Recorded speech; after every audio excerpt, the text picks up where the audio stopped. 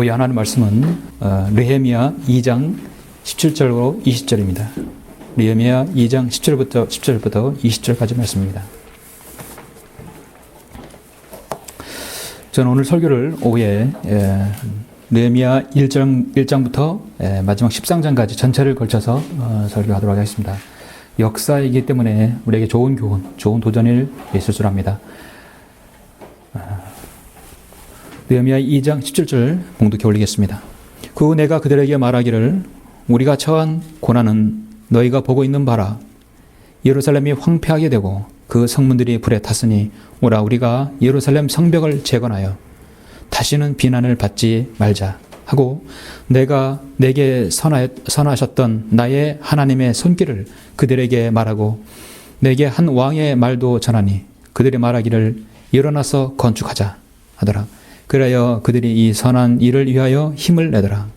그러나 호론인 산발락과 그 부하 암몬인 토비아와 아라비아인 게셈이 이 말을 듣자 우리를 비웃고 멸시하여 말하기를 너희가 행하는 이 일이 어찌 된 것이냐 너희가 왕에게 반역하여 하려 하느냐 하기에 내가 그들에게 대답하여 말하기를 하늘의 하나님께서 우리로 번영하게 하시리라. 그러므로 그분의 종들인 우리가 일어나 재건하리라.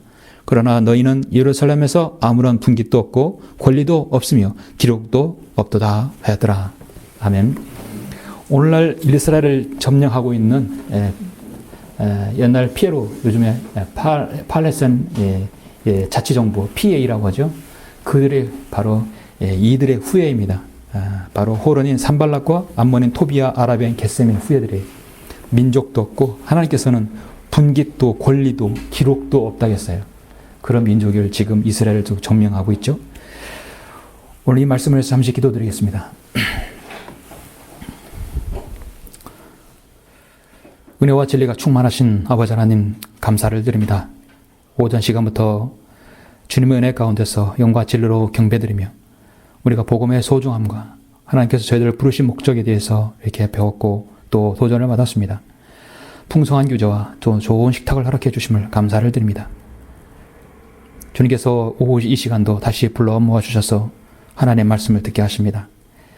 우리는 구약의 역사서를 통하여 우리가 이 지역교회에서 주님을 섬길 때 일어나는 모든 일을 영적으로 비교하고자 합니다.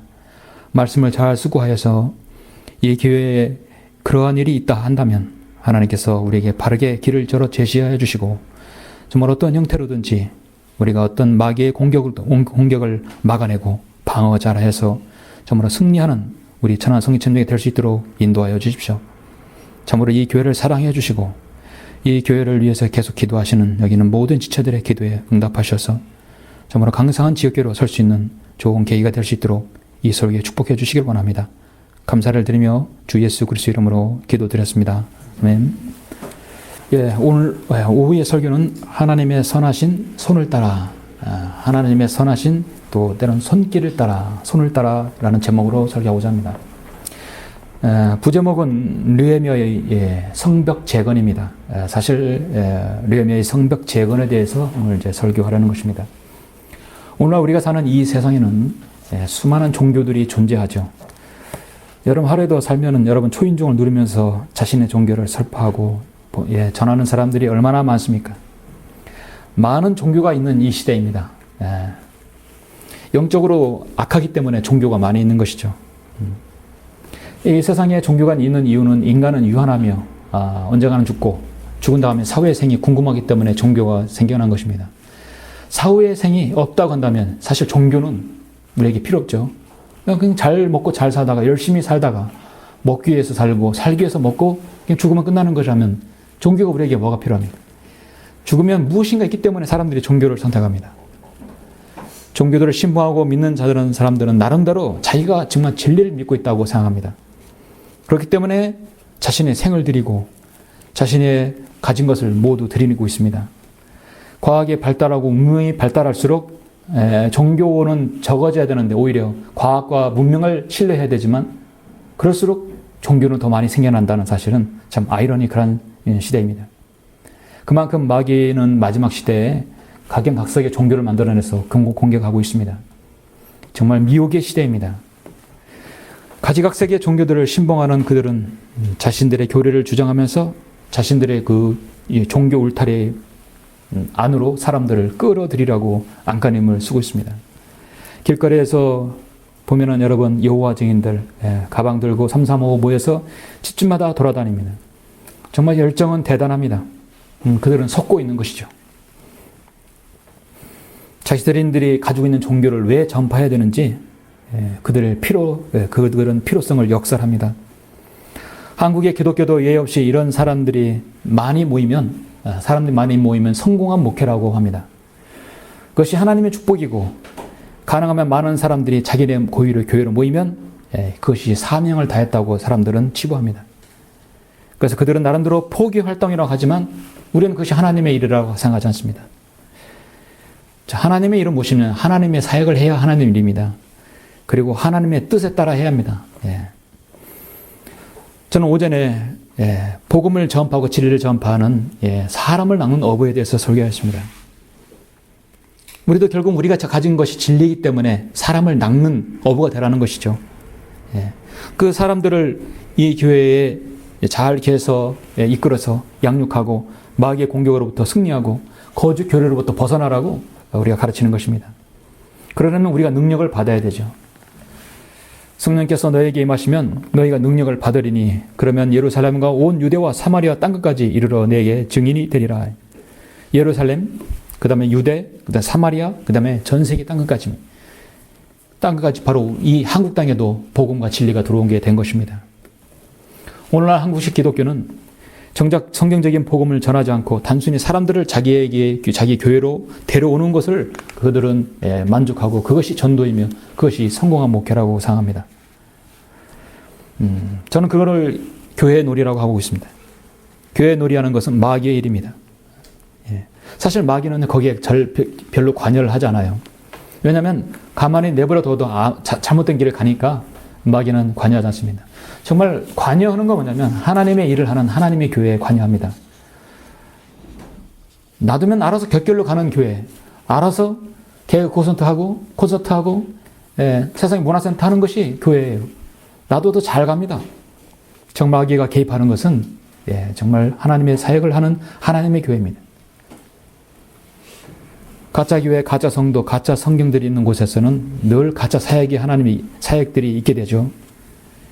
그래서 정말 마귀가 가장 싫어하는 것은 진정한 하나님의 교회와 신실한 성도들이 모인 변개되지 않는 진리의 말씀으로 주님을 섬기는 바로 이 살아계신 하나님의 교회와 진리의 기둥과 터전인 이 교회에서 행하는 일들을 마귀가 방해하는 것입니다. 우리는 하나님의 사역을 하면 할수록 마귀의 방해와 공격들을 받곤 하는 것입니다.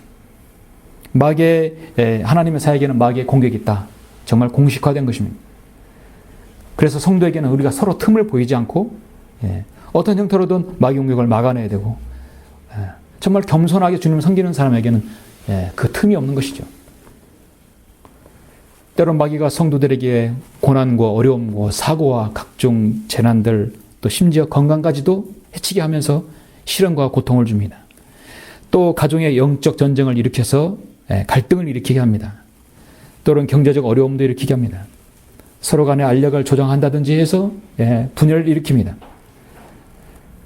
교회가 파괴하고 어려우고 교회가 시련을 당하는 것은 참으로 가지각색입니다. 저는 오늘 그런 이 세태에서 우리는 구약의 한 이 역사서를 통하여 실질적으로 교회에서 일어날 수 있는 실질적으로 오늘날 교회에 일어나는 영적 전쟁의 한 모습을 보고자 합니다. 사실 이러한 이 느헤미야 이 역사서를 가지고 교회에게 적용시키는 설교는요, 사실 제도권 교회에서 거의 전무합니다. 하나님의 일은 반드시 마귀의 공격이 따른다는 사실을 여러분이 잘 한번 유념해 두셔서 우리가 승리하는 방법이 무엇인지 또 오늘 여기서 제시하는 것이 무엇인지 한번 숙고하고자 합니다.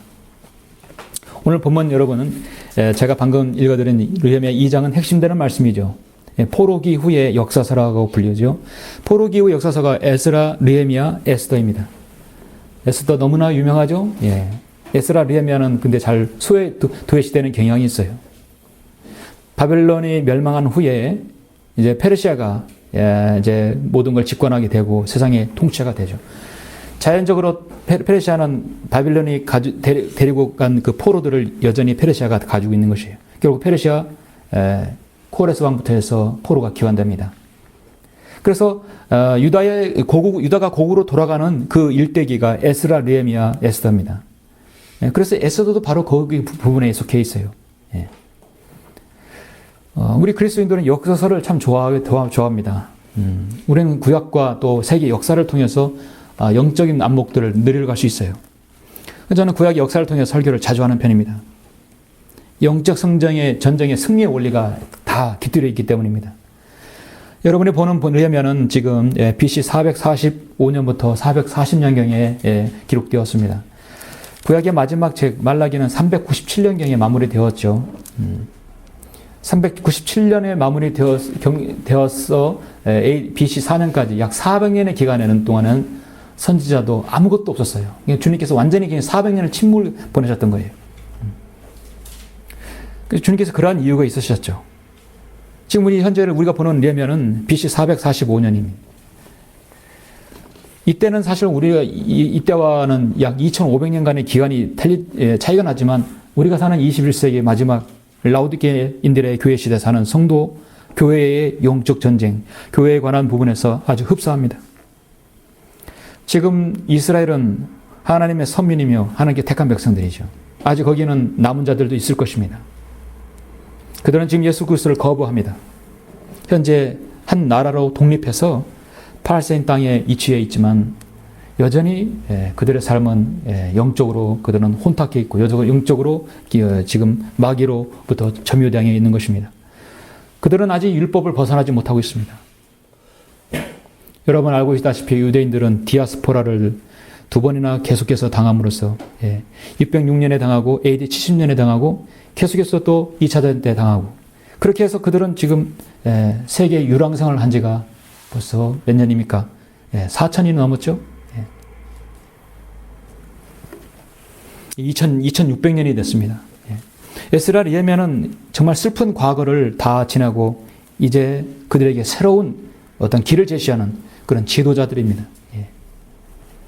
바빌론 왕 느부갓네살에 의해서 예루살렘은 철저히 파괴되고 성전은 회파되었습니다.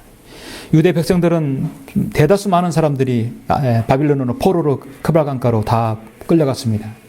그리고 강제 추방되었고 그들의 땅은 다 빼앗겼습니다. 또 많은 이들이 포로로 끌려가기 전에 이집트로 도망가기도 했어요. 예레미야 선지자는 정말 이 70년간의 포로 생활을 적나라하게 예레미야 애가를 통해서 예언하였습니다. 그렇게 지금 포로 생활이 거의 70년이 끝나가고 있을 때 지금 느헤미야가 지금 이렇게 기록하고 있는데 우리는 본문을 2장을 봤지만 먼저 여러분 1장을 한번 잠깐 보시면 상황이 어떤 상황인가를 보시죠. 느헤미야는 지금 페르시아의 왕의 찬을 바쳐든 자였습니다. 어느 정도 왕의 신임을 갖고 있는 직책을 가지고 있죠. 하칼랴의 아들 느헤미야의 말이라 제20년 키슬로월에 내가 수상궁에 있을 때의 일이라. 나의 형제 중 하나인 하나니가 유다 사람 몇 명과 왔기에 사로잡힘을 면하여 피한 유대인들과 예루살렘에 관하여 내가 그들에게 물으니 고국에 대해서 물은 거죠. 그들이 내게 말하기를 사로잡힘을 면하여 남은 자들이 그 지방에서 큰 고난과 능력 가운데 있으며 예루살렘 성벽도 허물어졌고 그 문들도 불에 태워졌도다 하더라. 내가 이 말을 듣고 나서 앉아 울며 며칠 동안 애도하여 금식하고 하늘의 하나님 앞에 기도하며 말하기를 오 하늘의 주 하나님이여 이리하시고 두려우신 하나님이여 주께 내가 간구하오니 주께서는 주를 사랑하고 주의 계명들을 준수하는 자들에게 언약과 자비를 지키시나이다. 이제 주의 귀를 기울이서 주의 귀를 기울이시고 주의 눈을 여시어 이제 주 앞에서 주의 종들인 이스라엘 자손을 위하여 주야로 기도하는 주의 종의 기도와 우리가 주께 대하여 범죄한 이스라엘 자손의 죄들을 자백하는 것을 들으소서. 나와 내 아버지의 집이 모두 죄를 지었나이다. 참으로 민족을 위해서 기도하고 있습니다. 느헤미야는 정말 하나님을 두려워하고요. 고국이 이스라엘을 사랑하는 사람이었습니다. 자신의 민족을 사랑하는 사람이었습니다. 하나님을 섬긴 하나님의 사람들은 자신의 민족을 사랑하는 사람이에요. 기꺼이 자신을 초기와 같이 버릴 수 있는 사람들입니다. 그리스도인은 자신의 민족이 있죠. 어떻게 보면 자신 민족과 나라가 있다는 건 참으로 고마운 거예요. 감사한 거예요. 여러분 독도가 일본 땅이라면 기분이 좋아요? 안 좋죠. 이거 한국 사람이라는 뜻이에요. 예. 그리스도인은 자신의 민족과 안녕을 위해서 또 정치 지도자가 선정을 베풀 수 있도록 기도할 수 있는 것입니다. 우리는 민족주의자고 애국자입니다. 나라를 위해서 기도할 수 있는 사람이에요. 어차피 이 세상 가라는 배이기 때문에 멸망하는 것은 당연하지만 한 사람을 위해서 나라의 선정을 잘 베풀어서 그리스도인이 주님을 믿는데 어려움 당하지 않도록 베푸는 것입니다. 그걸 위해서 기도하는 것입니다. 느헤미야는 그걸 위해서 간절히 기도했고 자신의 예루살렘 성벽이 허물어졌고 그 문들에 불에 탄 것을 보고 울며 애통하며 기도하고 있습니다. 자, 그의 기도가 받아들여지는 순간입니다. 2장을 보면 아탁세르세스 왕 제20년 페르시아 이름을 재울 때 아탁세르세스 왕이라고 하죠. 니산월이 1이라 포도주가 그의 앞에 있어 내가 그 포도주를 들어 왕에게 주었는데 전에는 내가 그의 면전에서 슬퍼하지 아니하였으므로 왕이 내게 말하기를 내게 병이 없는 줄 아는데 어째 내 용모가 슬프냐. 이것은 다름이 아니라 마음의 병이라 하더라. 그러자 내가 심히 무서워하여 왕에게 말하기를 왕께서는 영원히 사소서. 왕에 대한 일반적인 의례이죠. 그 성읍 즉 내 조상의 묘들이 있는 곳이 황폐하게 되고 그 성문들이 불에 탔으니 어찌 내 용모가 슬프지 아니하겠나이까 하니 왕이 내게 말하기를 내가 무엇을 원하느냐 하기에 내가 하늘의 하나님께 기도하고. 자, 왕이 입에서 통치자 입에서 무엇을 원하느냐 할 때 너는 백주수표를 주는 거예요. 너 쓰고 싶은 대로 써라는 얘기예요. 그만큼 신임을 얻은 거죠. 사실 잔 받쳐드는 사람은 포도주의 잔을 미리 왕에게 건너가기 전에 왕이 마시기 전에 미리 맛을 보는 사람이에요. 우리나라 궁중에도 조선시대 왕에도 왕이 먹기 전에 먼저 먹는 직업이 있어요. 그게 뭐라고 하는데요. 먼저 딱 차려지면 먼저 다 간을 봐요. 다 간을 봐요. 론스조에서 다 간을 봐요. 그리고 괜찮으면 왕이 상이 올려지는 것이에요. 독이 있을 수 있으니까요. 그런데 왕이 신임을 해야 할 것입니다. 느헤미야가 바로 그 일을 했어요. 수심이 있고 마음의 병이 있는 걸 알고 내가 무엇을 원하느냐 신임이 있기 때문에 말하는 것입니다. 왕에게 말하기를 왕께서 기뻐하시고 왕의 종이 왕의 목전에 은총을 입었다면 에스더가 한 말 같죠. 왕의 목전에 은총을 입었다면 나를 유다 즉 나의 조상의 묘들이 있는 성읍으로 보내시어 나로 그 성읍을 재건하게 하소서. 재건하게 해달라.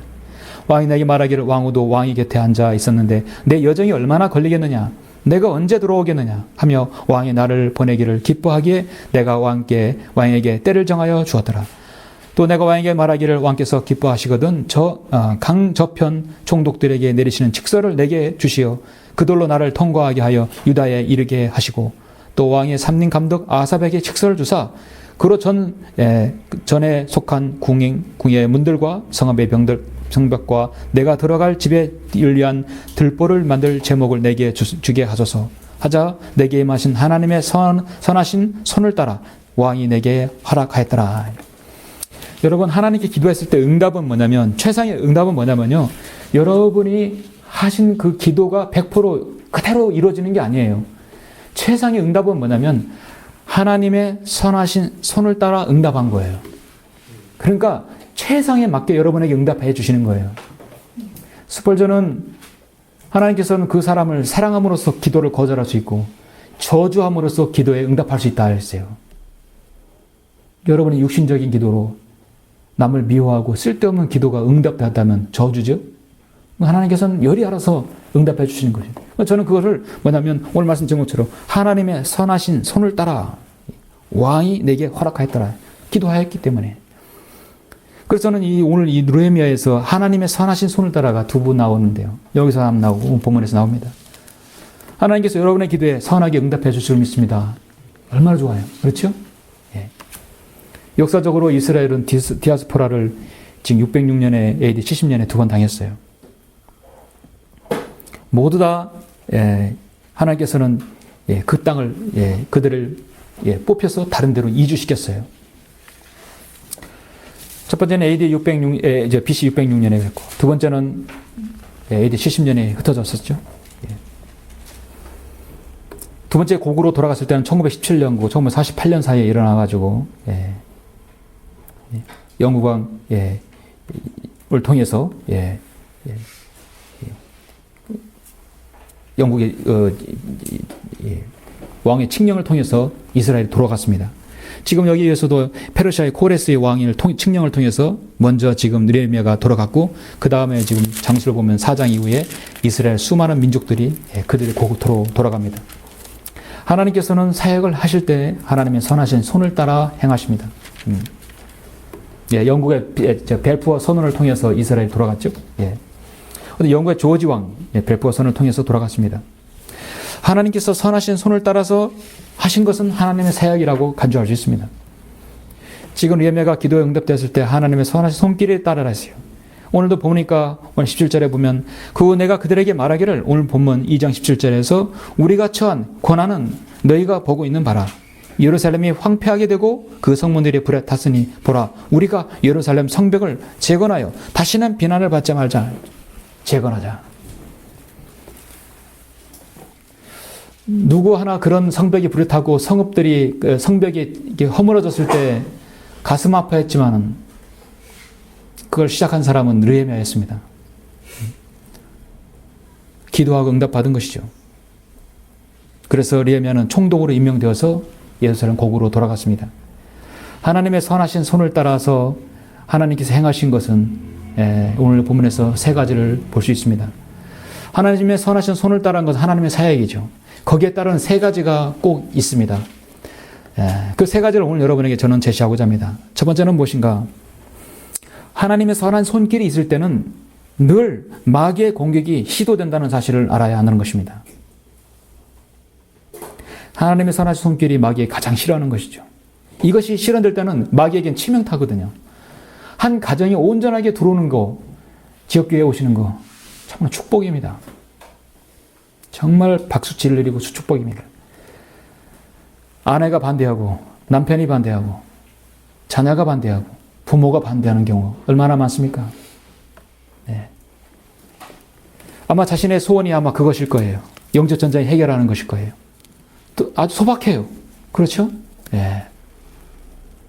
한 가정이 온전하게 하나님께 들어온다면 마귀로 패는 치명타인 것이에요. 성경 믿는 사람들은 1 더하기 1이 2가 아니라 1 더하기 1이 10이 되고 100이 될 수 있기 때문입니다. 그 파급 효과는 엄청난 거기 때문입니다. 그래서 마귀의 공격이 늘 시도된다는 사실이에요. 자, 그렇게 했을 때 하나님의 손길을 따라서 일어나서 건축하자 해서 18절에서 일어나서 건축하자.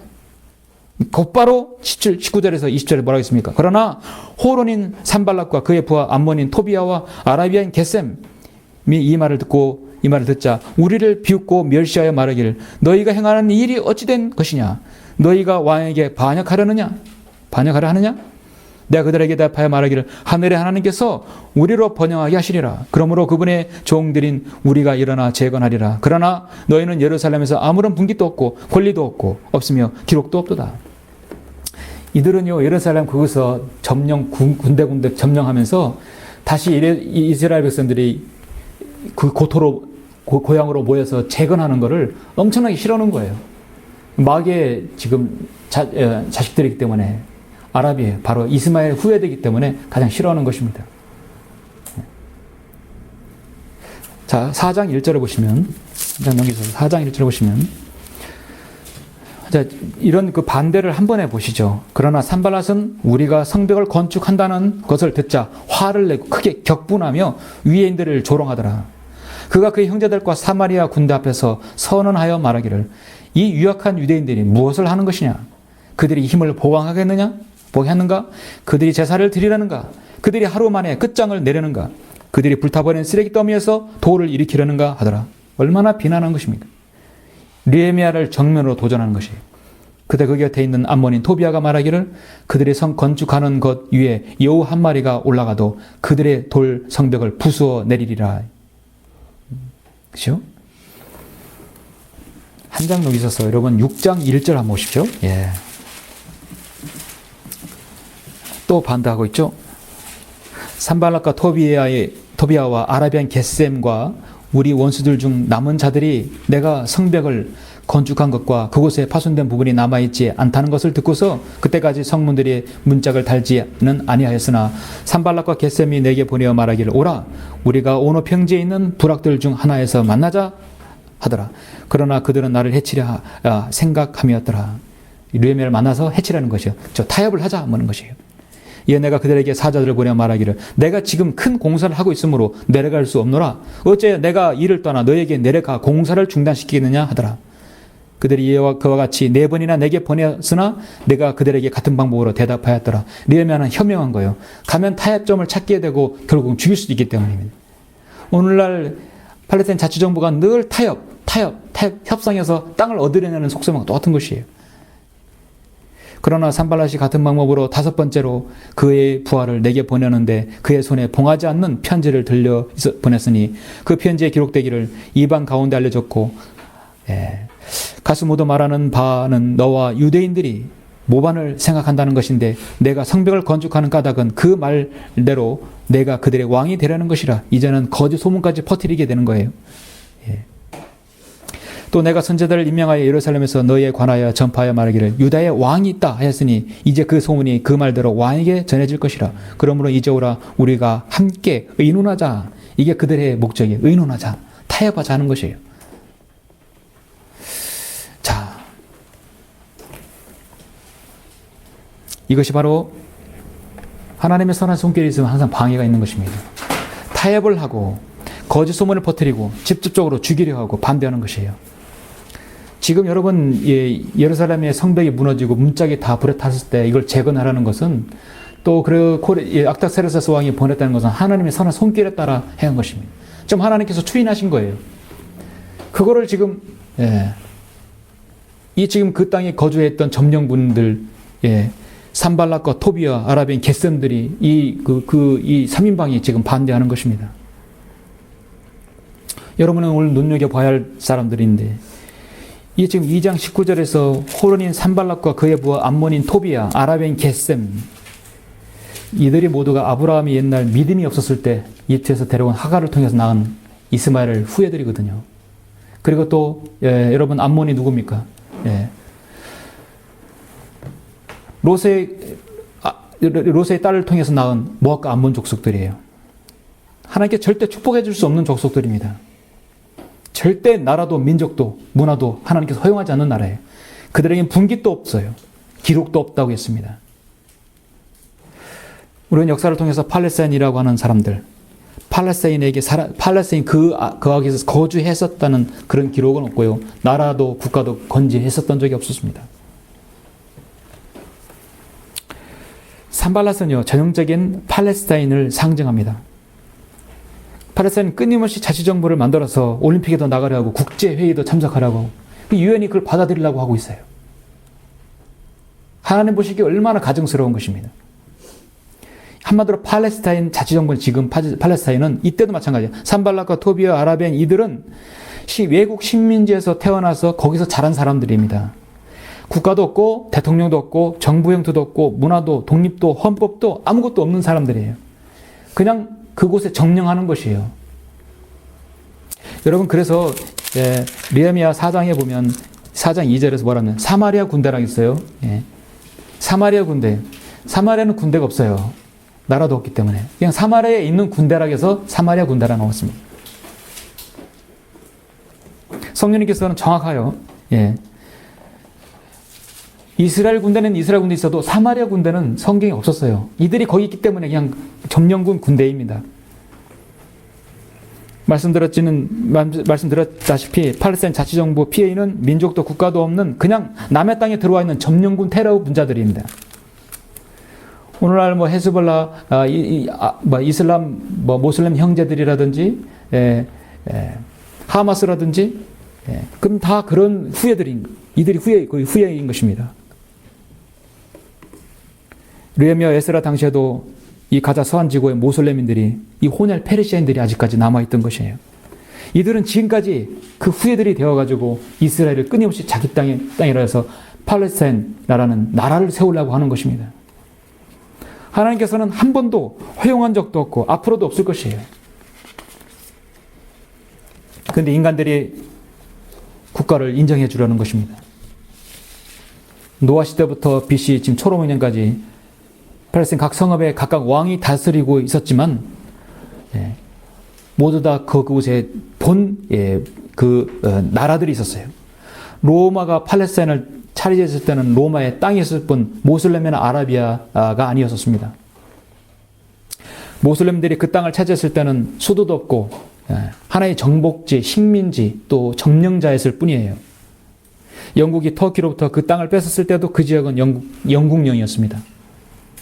그러니까 한마디로 팔레스타인, 바로 이 지금 방해하는 이 산발락과 토비아, 이들은 민족도 국가도 없는, 뿌리가 없는 사람들이에요. 그래서 성경은 이들을 아라비아 군대라고 했습니다. 사마리아 군대라고 했습니다. 한마디로 마귀의 세력들이죠. 오로지 이들은 이스라엘이 재건되고 이스라엘이 다시 복원되는 걸 방해하기 위해서 나온 마귀의 자손들입니다. 우리는 마귀의 공격을 한번 분명히 볼 때 생각해야 할 것은 있는데요. 하나님께서 이 일을 추인하셨으면 반드시 마귀가 공격할 수 있어요. 여러분, 이거를 염두에 두셔야 합니다. 마귀의 공격은 때는 하나님께서 허용하시는 부분도 있어요. 우리를 더 연단하시기 위해서 필요한 부분이 있지만, 그러나 우리의 실수와 우리의 죄악으로 인해서 마귀가 틈탈 수도 있는 것입니다. 느헤미야는 지금 느헤미야 4장 1절 3절에서처럼 분명히 지금 방해를 받고 있어요. 격분한다겠어요. 그들은 여우 한 마리가 올라가도 그 돌 성벽은 부수어 내려지리라는, 그렇게 조소 섞인 말로 하고 있습니다. 그들은 왜 여우를 썼을까요? 솔로몬 노래 2장 15절에 보면 포도농쿨을 망치는 게 여우기 때문입니다. 우리를 위하여 여우들, 포도농쿨을 망치는 작은 여우들을 잡으라. 우리의 포도농쿨들은 부드러운 포도가 있으라. 이제 포도원에서 여우를 잡아야 되겠죠. 있으면 잡아야 됩니다. 교회를 망치는 것, 포도원을 망치는 것이 바로 여우인 것입니다. 마귀죠. 주님께서는 헤롯을 향해서 여우라고 했습니다. 이에 대해 느헤미야의 처방은 뭐냐면 4장 6절에서 보시면 느헤미야가 기도한 즉각적인 처방은 뭐냐면 같이 대응하는 게 아닙니다. 그냥 엎드리는 거예요. 교회 역전성이 일어나면 가장 중요한 것은 엎드리는 것입니다. 모세가 이스라엘 백성 200만 명을 40년 동안 이끌었을 때 계속해서 끊임없는 반응이 일어났을 때 모세는 무조건 그들에게 엎드린 것이에요. 오 우리 하나님이여, 4장 4절 보시면 들으소서. 우리가 멸시를 받았으니 그들의 욕을 그들의 머리로 돌이키사 그들이 사로잡혀간 땅에서 먹이가 되게 하시고 그들의 죄악을 덮지 마시며 그들의 죄를 주 앞에서 지우지 마소서. 이거를 누구에게 하면, 그 당사자에게 하는 게 하나님께 하는 거예요. 이보다 좋은 대처 방안이 어디 있습니까? 그들의 욕을 그들의 머리로 돌이켜달라는 것이에요. 그들의 죄를 주 앞에서 지우지 말아달라는 것이에요. 반드시 기억해서 보응해달라는 것입니다. 이는 그들이 건축하는 자들 앞에서 주를 경록해 하였음이니라. 하나님의 일을 방해하는 것이죠. 그래 우리가 성벽을 건축하여 모든 성벽이 연결되어 그 절반에 이르렀으니 이는 백성에게 일할 의사가 있었음이니라. 백성들도 충분히 따른 것이죠. 바로 기도인 것입니다. 우리 그리스도인에게 시험과 연단이 좋은 것은 우리가 기도할 수 있기 때문이에요. 인간이란 참으로 나약하고 이기적인 존재입니다. 등 따뜻하고 편안하면 잠들게 되어 있고 나태하게 되어 있는 것이 인간이에요. 어려울 때 무릎을 꿇을 수밖에 없는 것이 인간입니다. 주님께서 이유가 있는 것이에요. 하나님께서는 욥에게 너 마귀의 사탄이 공격해도 되다. 그의 목숨만 빼고 네가 마음대로 쳐라. 가족과 자녀들, 그의 재산, 그의 종들 다 사탄이 마음대로 했어요. 그의 목숨만 빼고. 그런 고통을 줬을 때 욥은 어떻습니까? 주님을 끝까지 신뢰했죠. 너무나 신뢰한 나머지 자신들이 너무나 하나님보다 더 큰 의를 가지고 있다고 자만함으로써 하나님께 한번 혼나고 결국 갑절의 복을 받았습니다. 요한복음 6장 28절에서 우리가 하나님의 일들을 하려면 무엇을 해야 하나이까? 그렇게 질문이 나와요. 우리가 하나님의 일들을 하려면 무엇을 해야 하나이까? 첫 번째, 마귀의 공격이 있음을 마귀에게 틈을 주지 말라는 것이에요. 너희의 염려를 다 하나님께 맡기라. 이는 그분께서 너희를 돌보십니다. 정말 귀한 말씀입니다. 바로 그 베드로전서 5장 7절 그 다음 구절에 뭐라고 있습니까? 정신을 차리고 깨어있으라. 이는 너희의 대적 마귀가 울부짖는 사자처럼 삼킬 자를 찾아 두루 다니기 때문이라. 마귀가 정글에서 여러분 초지에서 삼킬 자는 누굴 찾습니까? 건강하고 다리가 날쌔고 아주 재빠른 그런 짐승 자기 먹잇감을 찾습니까? 아니에요. 가장 나약하고 가장 부실하고 가장 딱 덮쳤을 때 반격을 못하는 그런 짐승을 노리는 거예요. 싹 찾아서 정확합니다. 그리고 오로지 그것만을 위해서 쫓아가는 것이에요.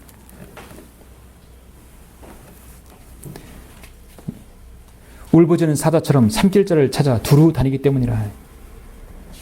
그래서 지금 마귀의 공격은 성벽을 쌓는 데서 여러모로 지금 2장에서 4장에서 6장에서 계속 공격하고 있습니다. 하나님의 선하신 손을 따라 그것은 하나님의 사역인데 하나님의 선하신 손길이 있으면 또 하나는 두 번째는 그 누구도 실족할 계기가 없어야 한다는 것입니다. 마귀는요 이런 식으로도 공격한다는 사실이에요. 4장 7절에서 한번 보시면 그렇게 지금 느헤미야가 엎드려 기도함에도 불구하고 이런 반대가 있는 것입니다. 4장 7절에서 보시면 그러나 산발락과 토비아와 아라비아인들과 암몬인들과 아스돗인들은 아스돗 마찬가지 요즘 아직까지 나온 사람들이죠. 예루살렘 성벽이 완성되고 파손된 부분이 그치기 시작하였다 함을 듣자 심히 분노하여 그들이 함께 음모하기를 이제는 음모를 꾸미는 거예요. 직접적인 공격을 안 되니까 음모를 꾸며요. 예루살렘으로 가서 싸워 방해하자 하더라. 그러므로 우리가 우리 하나님께 기도하고 그들을 때문에 밤낮 그들에 대하여 파수꾼을 세웠더라. 그때 유다가 말하기를 짐을 지는 자들의 힘은 쇠자는데 흙더미는 많으니 우리가 성벽을 건축하지 못하리라 하였으며 우리의 대적들은 말하기를 그들이 알지도 못하고 보지도 못한 채 우리가 그들 가운데로 들어가서 그들을 죽이고 공사를 중단하게자 하며 그들 곁에 거하는 유대인들도 와서 10번이나 우리에게 말하기를 너희가 우리에게로 돌아올 모든 곳으로부터 그들이 너희에게 임하리라 하더라. 낙담을 하게 하는 그런 방해 요소가 있었다는 것입니다. 마귀는 하나님의 사역에 방해를 할 때 우리의 육신, 우리의 경제적인 것, 또 여러분 영적 전쟁이 어려운 것들을 가지고 흔들리게 하고 스스로 힘을 약화시키게 합니다. 마귀의 가장 경제적인 방법은 뭐냐면 외부로부터 직접 공격하지 않고 스스로 안아서 자멸해지는 걸 가장 원하고 있는 것입니다. 하나님께서 경제적으로 운영하십니다. 그 하나님의 경영 방침이에요. 마귀도 경제적입니다. 손 하나 까딱하지 아니하고 스스로 자멸하게 하는 것이 마귀의 또한 출책인 것입니다. 스스로 낙담하면서 우리 안 된다. 짐을 자는 자들의 힘은 쇠잔한데 흙더미는 많으니 우리가 성벽을 건축하지 못하리라 낙담하게 하는 형제들이 있어요. 우리는 하나님의 사역을 위해서 영적인 용사들이 필요합니다.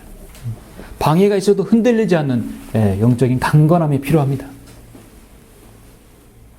주님께서 사역하실 때 가장 또 방해가 되는 요소 하나가 스스로 믿음이 약화되어서 힘을 잃어버리는 것입니다.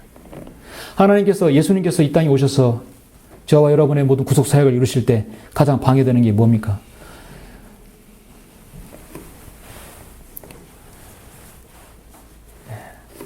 여러분, 율법사들, 서기관과 바리새인들, 제사장들이 직접적으로 먼저 공격했습니까? 그렇지 않아요. 그들은 주님을 십자가에 못 박을 때 결정적으로 넘겨줬을 뿐이에요.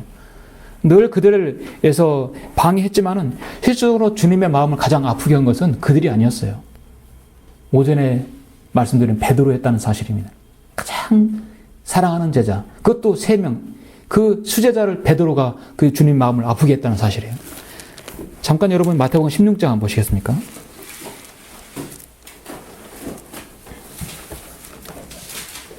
예수 그리스도께서 십자가에 못 박혀서 고난을 당하시는 것에 대해서 베드로는 나름대로 그렇게는 아니되옵니다.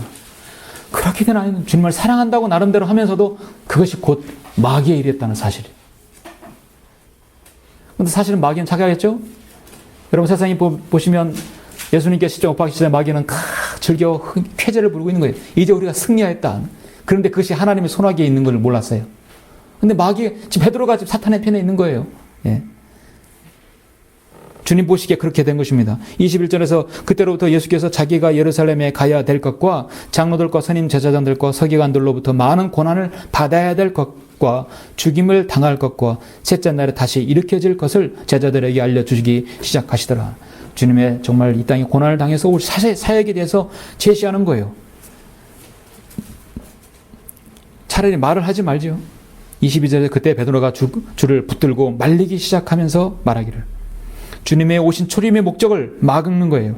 주여 그럴 수 없나이다. 이런 일이 결코 주께 있어서는 아니되옵니다. 나름대로 주님을 사랑한다면서 주는 그리스도시요 살아계신 하나님의 아들이시니다 16절에 고백했던 베드로였습니다. 그런데 주여 그럴 수 없다고 했어요. 십자가에 달려서는 안 되냐. 정말 베드로의 말대로 했다면 어떻게 했습니까? 저 여러분이 여기 지금 이 자리에 없죠. 주께서 돌아서 베드로에게 말씀하시기를 사탄아 내 뒤로 물러가라. 주님께서는 직접적으로 베드로에게 사탄이라고 했었고요. 예수님을 3번이나 부인했을 때는 제자들의 명단에서 빼버린 적이 있었어요. 내 뒤로 물러가라. 너는 나에게 걸림이 되는도다. 이는 내가 하나님의 일들을 생각하지 않고 사람의 일들을 생각함이라. 그렇죠? 예수 그리스도께서 마음이 얼마나 아프셨고 얼마나 그렇게 주님 상심하셨겠습니까? 결국 베드로는 요한복음 21장에서 주님께서 부활하시고 다시 나타나서 고기 잡는 베드로를 또 다시 고기 잡는 베드로를 주님 부르셨죠. 이제는 베드로는 흔들리지 않습니다. 베드로 그렇게 많은 좌충우돌을 하면서 기복이 심했던 베드로는 결국 베드로 전후서를 기록했어요. 승리의 찬가를 함으로써 결국 십자가에 거꾸로 못 박혀 죽지 않았습니다. 사람이 낙담하고 실망하는 것은요, 자신의 믿음이 부족으로 인해서 다른 사람까지 실망시키는 거예요. 자신이 믿고 자신이 신뢰하는 하나님, 그렇게 고백했던 사람이 스스로 믿음이 약화되면 그 사람뿐만 아니라 그 사람을 보는 사람도 믿음이 약화될 수 있는 것이죠. 근데 믿음이 약화되면 더 빨리 전이 되는 것입니다. 여러분이 믿는 하나님, 그다음에 여러분이 신뢰하는 영적인 지도자, 여러분과 신뢰 속에서 교제하는 앞에 있는 성도들, 이것은 여러분 허물어지지 말아야 합니다. 그 어떤 든든한 성벽보다도 견고해져야 합니다. 성벽을 건축하는 사람이 가장 잊지 말아야 하는 것은 하나님 말씀 안에서 힘을 얻어야 한다는 거예요. 그리고 여기에 대한 처방은 무엇인가? 느헤미야는 여기 처방은 무엇인가? 4장 13절에 나오죠. 4장 13절에서 다음에 제시하고 있습니다. 그러므로 내가 성벽 뒤 낮은 곳과 높은 곳에 배치하되 그들 족속을 따라 칼과 창과 활을 가진 사람들을 배치하고 돌아본 후 일어나서 귀족들과 치리자들과 백성의 남은 자들에게 말하기를 너희는 그들을 무서워 말고 위대하시고 두려우신 주를 기억하여 너희 형제, 너희 자녀, 너희 아내와 너희 집을 위해 싸우라 하였더라. 그 사실이 우리에게 알려졌다는 것은 우리 원수들이 들은 후 하나님께서 그들의 계략을 무산시켰으므로 우리 모두는 성벽으로 돌아가 각자 자기 일을 하였더라. 자기 일을 하는 거예요. 자, 그때로부터 내 종들의 반은 공사를 하였고 다른 반은 창들과 방패들과 활들과 갑옷들을 지녔으며 시리자들은 유다 온 집 뒤에 있었더라. 성벽 위에서 건축하는 자들과 짐을 지우는 자들과 짐을 지는 자들은 각자 한 손에는 공사를 하고 다른 손에는 무기를 지녔더라. 건축자들은 각자 자기 옆에 칼을 차고 건축하였으며 나팔 부는 자는 내 옆에 있었더라. 20절에 보면 우리 하나님께서 우리를 위해 싸우시리라. 각자 자기 부하와 함께 예루살렘 안에서 유숙하여 밤에는 우리에게 파수가 되고 낮에는 일하여 하리라. 그렇죠? 예. 심지어 2, 3절에서 그래 나나 내 형제들이나 내 부하들이나 나를 따르는 파수보는 사람들이나 우리 중 아무도 몸을 씻기 위하여 옷을 벗을 때를 제외하고는 옷을 벗지 아니하였더라. 늘 긴장감 상태에서 준비하고 있는 것이에요. 한 손에는 병기와 한 손에는 공사도구를 가지고 있는 것이에요. 하나님의 일을 사용하는 것은요, 하나님이 놓지 말아야 할 것이 있어요. 말씀과 기도는 늘 같이 있어야 합니다. 하나님 사역을 하는 것이에요. 기본입니다. 기본. 여러분의 개인 병기와 개인 군장을 내어놓고 어느 일에 집중하는 것은 옳지 않아요. 말씀과 기도에 충실하면서 여러분이 하는 그 일을 실행해야 하는 것입니다. 그것이 느헤미야의 정확한 처방인 것이에요. 왜냐하면 이거 한쪽으로 치우치다 보면 믿음이 약화되기 때문에, 믿음이 약화되면 마귀가 공격하기 때문입니다. 하나님의 관여하는 사람, 그 어떤 형태로 관여하는 분들은 말씀과 기도와 개인의 하나님의 방패, 믿음과 칼, 하나님의 말씀으로 잘 무장을 해야 하는 것입니다. 하나님의 선하신 손길에는 하나님의 사역이죠. 세 번째 하나님의 손길에는 지도자의 본이 있습니다. 모든 단체에는요, 사실 지도자, 인도자들을 잘 만나야 합니다. 국가는 정치 지도자를 잘 만나면 부강한 국가를 만들 수 있습니다. 독일은 메르켈이 재선했죠. 예. 경제 성장을 이루고 복지보다 경제를 우선 두고니까 다시 재선 당선되는 것입니다. 다시 뽑는 거예요, 국민들이. 없는데 계속 퍼주는 거예요. 계속 퍼주면 빚내서 퍼주는 것이에요. 부자도 퍼주고 해외 나간 국적 바꾼 사람도 퍼주고 계속 다 퍼주는 거예요. 분별 없이. 내 돈이 아니라서 퍼주는지 몰라도. 복지보다 기업들이 살아날 수 있도록 여건들을 마련하고 잘못된 법을 빨리 뜯어 고치고 해야 되는데 계속 당량만 앞세우는 것입니다. 정말 여러분 뉴스를 듣기 참 싫지요. 지도자를 잘 만나야 합니다. 법을 제정하는 사람들을 잘 만나야 합니다. 그런 지도자를 만났을 때 부강한 국가를 만들 수 있는 것이죠. 우리는 역대 국가 지도자들은 우리는 그런 복들이 없는 것 같습니다. 그런데도 이 나라가 건재하는 거 보면 하나님의 은혜라고밖에 말할 수밖에 없는 것 같아요. 그리고 이 건재한 것은 이 땅에 성경도 믿는 그리스도인이 있기 때문에 가능한 거라고 생각합니다. 훌륭한 지도자는 자신이 못 살아도 그 구성원은 절대 굶기지 않고, 악한 통치자는 자신이 잘 먹고 잘 살아도 국민은 허리띠를 졸라매야 하는 것입니다. 북한이 지금 그런 형국이죠.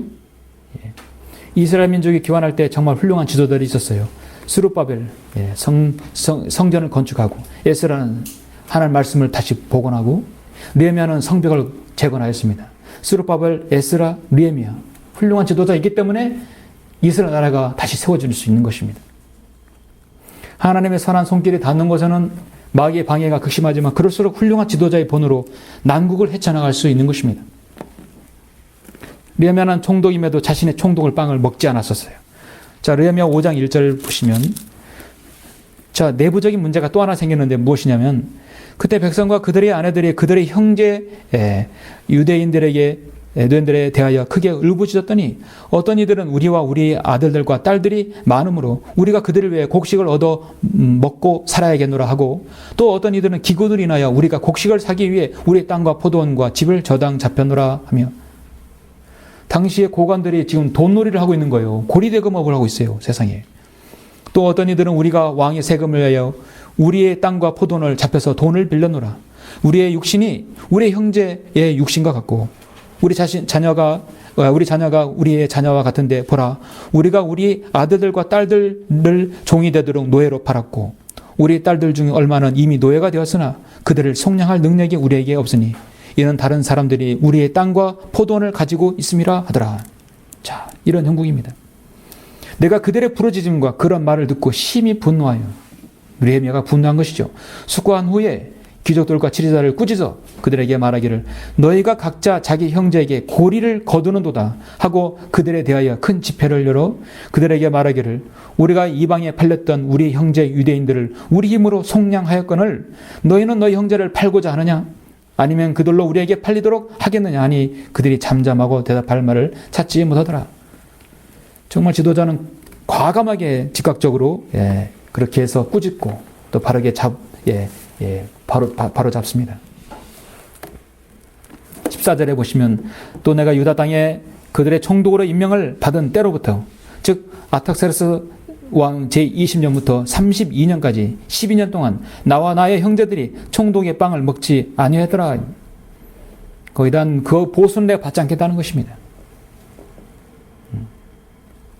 그러나 내 앞서 있던 이던 총독들은 백성에게 토색하여 은 40세겔 외에도 양식과 포도주를 착취하고 그의 부하들까지도 백성들을 압제하였으나 내가 하나님을 두려움으로 인하여 그렇게 행하지 아니하였더라.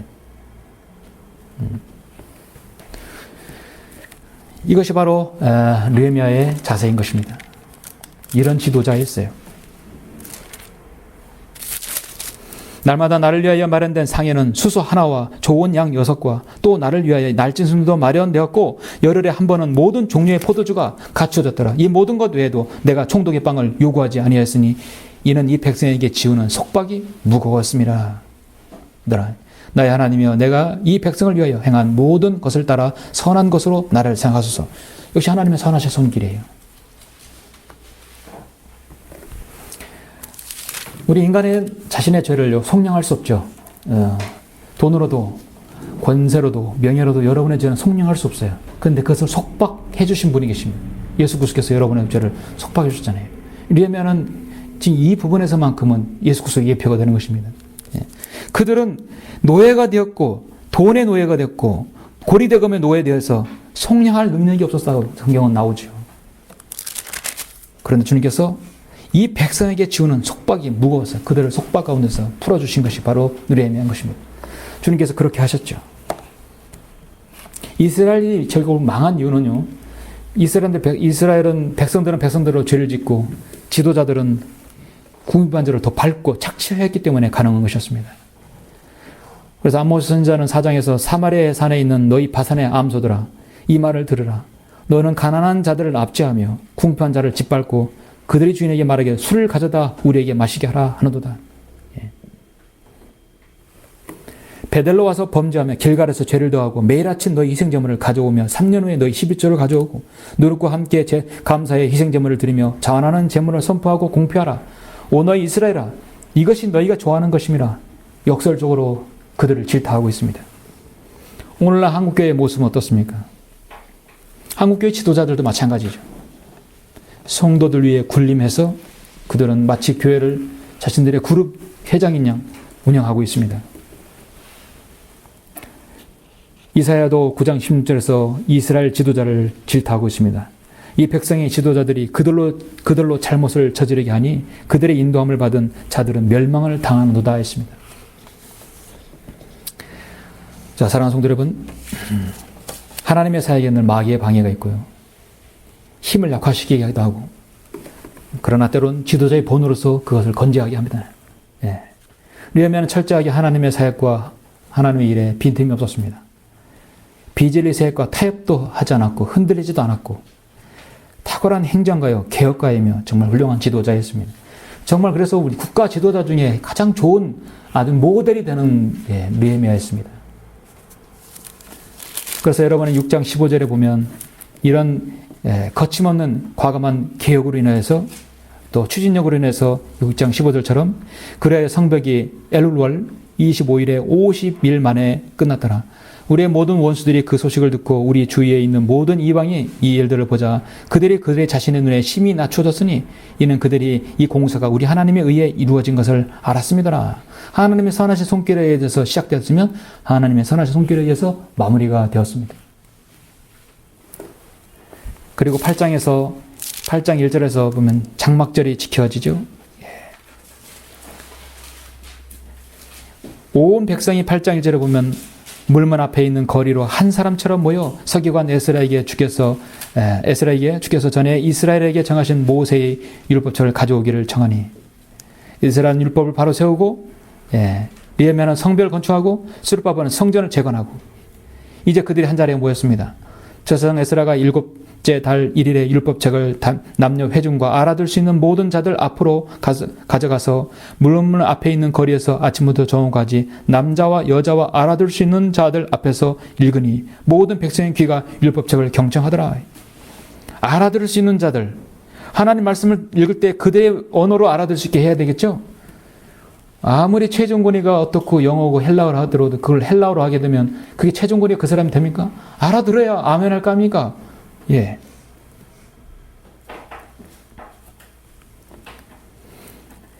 오절문간에 에스라가 백성들 목전에서 책을 펴니라. 그가 모든 백성보다 위에 서는데 그가 그 책을 펴자 모든 백성이 일어서더라. 에스라가 곧 위대하신 하나님을 송축하니 모든 백성이 손을 들고 아멘 아멘 하여 응답하고 그들의 머리를 숙여 얼굴을 땅에 대고 주께 경배하더라. 하나님 말씀이 반응하면 그들의 입에서는 아멘 나오는 것이죠. 그렇죠? 장막절을 지키고 9장 1절에서는 이제 민족적으로 그들이 금식을 선포하고 베옷을 입고 회개를 하는 것입니다. 9장 1절에 그달 24일에 이스라엘 자손이 다 모여 금식하고 굵은 베옷을 입고 먼지를 뒤집어 썼으니 이스라엘의 씨가 모든 타국인으로부터 자신들을 구별하여 서서 그들의 죄와 그들 조상의 죄들을 자백하니라. 그들이 자기들의 자리에 서서 그날 4분의 1은 주 그들의 하나님의 율법책을 낭독하고 다른 4분의 1은 죄들을 자백하고 주 그들의 하나님께 경배하더라. 지금 이 순간만큼은 하나님께서 가장 기쁘게 받으시는 그 모습인 것입니다. 정말 감격스러운 장입니다. 회개 기도를 했으면 합당한 기도 응답이, 합당 행위가 나왔겠죠? 10장, 여러분 28절 보시면,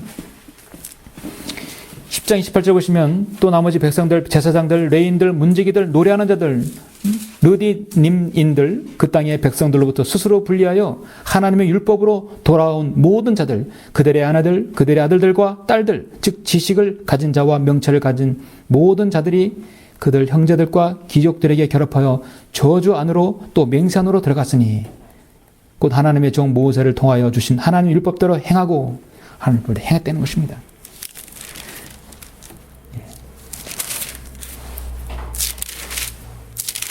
그리고 여러분 12장을 보시면 12장을 보시면 그렇게 해서 하나님을 찬양하는 것입니다. 봉헌식을 가졌죠. 12장 27절 보시면 예루살렘 성벽의 봉헌식에 그들이 모든 처소에서 레인들을 찾아 예루살렘으로 데려가니 기쁨으로 감사와 노래로 신발주와 쏠터리와 하프로 봉헌식을 가졌더라. 12장 24절 앞서서 보시면 또 레인들의 우두머리는 하바샤와 레베뼈와 감미엘의 아들 예수아인데 그들 맞은편에 있는 그들의 형제들과 더불어 하나님의 사람 다윗의 명령대로 각기 직무를 맡아 찬양하고 감사를 드리더라. 자, 감사를 드렸습니다. 역대기상 23절에 보면 하나님에서 다윗이 찬양되는 보통 4,000명이 있습니다. 한 찬양대가 4,000명이면 대단한 것이죠. 성벽을 완수하고 올바른 경배와 장막절을 지켰고 민족적으로 회개했고 봉헌식을 가졌고 하나님을 찬양했다면 정말 훌륭한 지도자에서 모든 것이 완벽하게 재건되었던 것입니다. 그리고 하나가 남았습니다. 아까 느헤미야가 기도했던 것이죠. 하나님께서 저렇게 방해하는 저 민족, 저 세력들을 그들의 머리로 돌아가게 해달라고 기도했죠. 그 기도가 응답돼야 되겠죠. 하나님을 방해하는 사람들은 응당한 처분이 있는 것입니다. 마지막 13장을 보시죠. 13장 23절에 보시면 그 당시 유대인들이 아스돗과 암몬과 모압의 아내들과 혼인한 것을 내가 보았더라. 유대인들이 아스돗과 암몬과 모압과 혼연한 것, 이 혼연은요 절대적으로 안 되는 것이에요. 더군다나 지금 하나님께 저주하신 민족, 이 아스돗이 뭐는 오늘날 여러분 가자지고 있는 사람들이에요. 팔레스타인 해방기구 있는 사람들이에요. 자치정부 있는 사람들, 그 후예들입니다. 암몬과 모압 마찬가지예요. 그런데 이 하나님 저주한 백성들과 혼인한 것은 피를 섞는 것이에요. 그들의 자녀가 아스돗 말을 절반쯤은 하고 유대인들의 말은 하나 하지 못하나 각 백성의 언어는 하더라. 내가 그들을 책망하고 저주하며 그들의 몇 사람을 때리고 그들의 머리털을 뽑고 하나님으로 맹세하여 말하기를 너는 너희 딸들을 그들의 아들들에게 주지 말고 너희 아들들이나 너희를 위하여 그들의 딸들을 취하지 말라. 이스라엘 솔로몬 왕이 이런 일로 범죄하지 아니하였느냐. 다시 또 그를 반복하려느냐. 솔로몬이 어떤 일을 했는지 여러분 잘 아시죠. 얼마나 많은 이방 여인을 아내로 삼았습니까. 그러나 그조차도 이방 나라 여인들이 죄를 짓게 하였느니라 했어요. 27절 그런데 우리가 너희에게 경청하여 타국의 아내들과 혼인하여 우리 하나님을 거스려 범죄하고 이 모든 큰 악을 행해야 하겠느냐 하였더라. 그때 대제사장이 엘리야십의 손자 요다야의 아들 중 하나가 이 대제사장의 아들 이 손자와 그 다음에 요야의 아들 중 하나가 호론인 산발라스의 사이가 되었다. 아까 그렇게 방해했던 산발라스 사이가 되었다. 이건 있을 수 없는 일이에요. 내가 그를 내어서 쫓아내리라. 오 나의 하나님이여 그들을 기억하소서. 이는 그들이 제사장 직분과 제사장 직분의 언약과 레위인들의 언약을 더럽혔기 때문이다. 내가 이같이 그들을 모든 타군이로부터 깨끗하게 하고 제사장과 레위인들의 직분을 정해 주어 각자 자기의 직무를 수행하게 하였으며 또 정한 시기에 나무 제물과 첫 열매들을 드리게 하였으니 오 나의 하나님이여 선한 것으로 나를 기억하소서. 결론은 하나님의 선하신 손길이었다 하는 것입니다. 결론은 하나님의 선하신 손길은 하나님의 선하신 손을 통해서 끝나는 것입니다.